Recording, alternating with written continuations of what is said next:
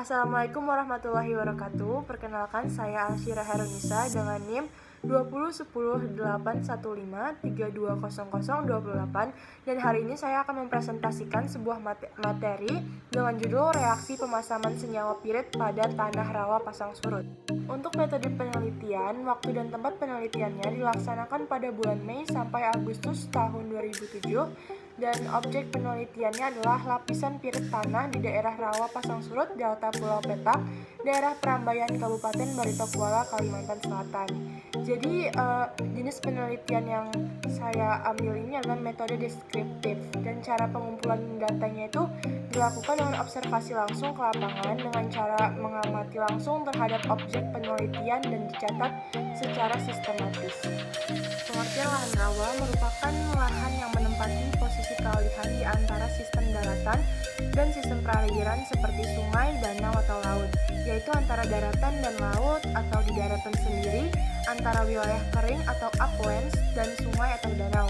Lahan rawa menempati posisi peralihan antara sistem perairan dan daratan, maka lahan ini sepanjang tahun atau dalam waktu yang panjang dalam setahun atau beberapa bulan tergenang dangkal, selalu jenuh atau mempunyai air tanah dangkal.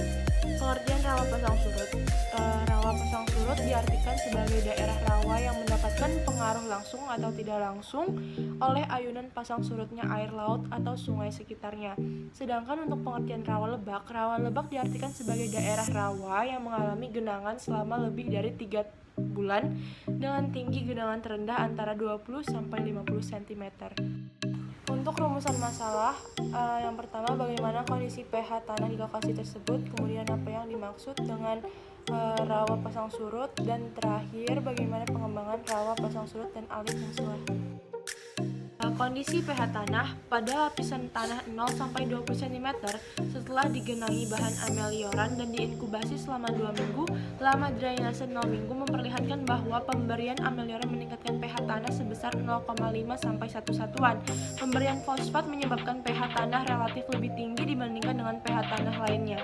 Penurunan nilai pH tanah setelah tanah lapisan 0-20 cm dikeringkan sampai dengan 6 minggu, tetapi pH tanah yang diberi amelioran relatif lebih tinggi dibandingkan dengan pH tanah kontrol.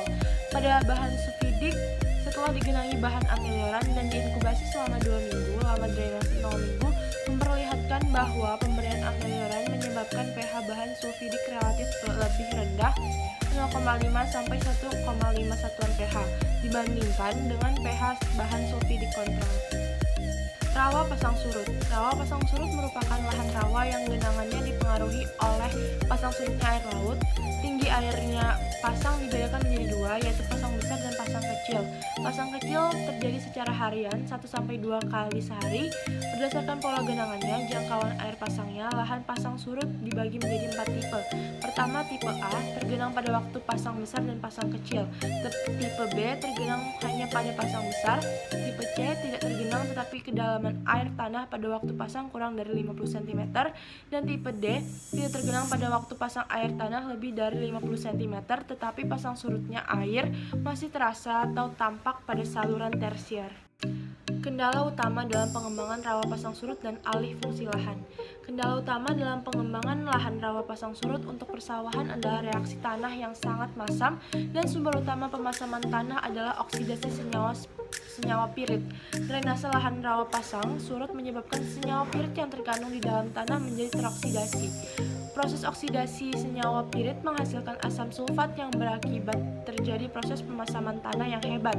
Penelitian ini dilandasi pemikiran untuk menghambat reaksi pemasaman tanah oleh pirit secara langsung, yaitu dengan memberikan amelioran silik dan fosfat serta kapur. Amelioran diharapkan akan menyelimuti pirit sehingga senyawa pirit yang bereaksi terhadap oksigen, reaksi oksidasi dapat dihambat. Dengan terhambatnya reaksi oksidasi pirit, maka reaksi pemasaman tanah juga akan terhambat.